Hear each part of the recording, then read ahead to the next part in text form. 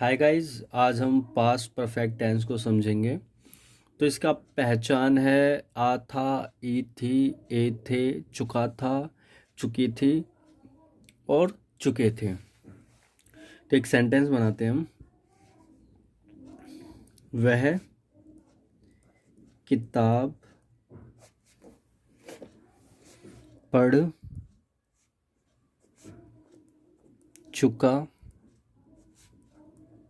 था, या फिर हम ऐसे भी बना सकते हैं, उसने किताब पढ़ ली है। तो इनकी इंग्लिश अगर हम बनाएंगे तो इनकी इंग्लिश सेम बनेगी और इसकी इंग्लिश होगी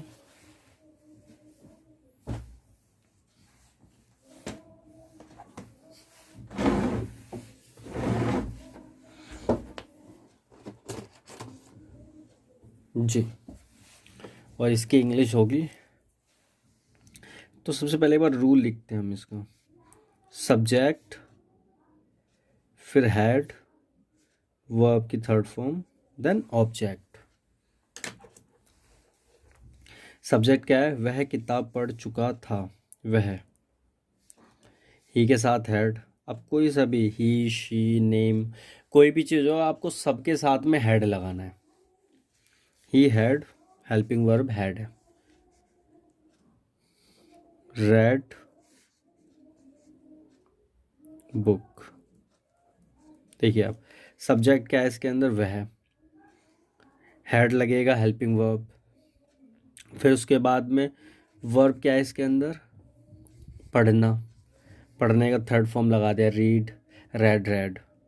और ऑब्जेक्ट क्या है? किताब, बुक। ठीक है, तो अब हम इसका दूसरा बनाते हैं। वह किताब नहीं पढ़ चुका है, सॉरी चुका था। इसमें भी था लगाना है, मैंने गलत कर दिया है, था। ठीक है, तो इसका भी रूल बनाते हैं। सब्जेक्ट, देन हैड, फिर नोट लगेगा, वर्ब की third form, and then object. Rule के हिसाब से ही हैड, नोट, यहाँ तक हमने यूज़ कर लिया, और वर्ब की थर्ड फॉर्म, रीड का red book. He had note red, और द लगा देते हैं, रेड द बुक। ओके, अब इसी का अगला बनाते हैं, इंटेरोगेटिव सेंटेंस। क्या वह किताब पढ़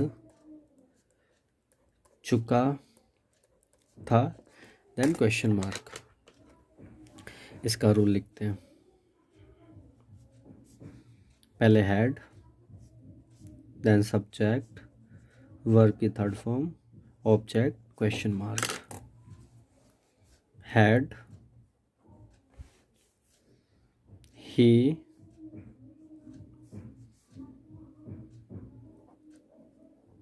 read the book, question mark. अब ये लास्ट सेंटेंस बनाते हैं। क्या, ये इंटेरोगेटिव नेगेटिव सेंटेंस है। क्या वह किताब नहीं पढ़ चुका था? Then question mark. अब रूल क्या है? Had, subject,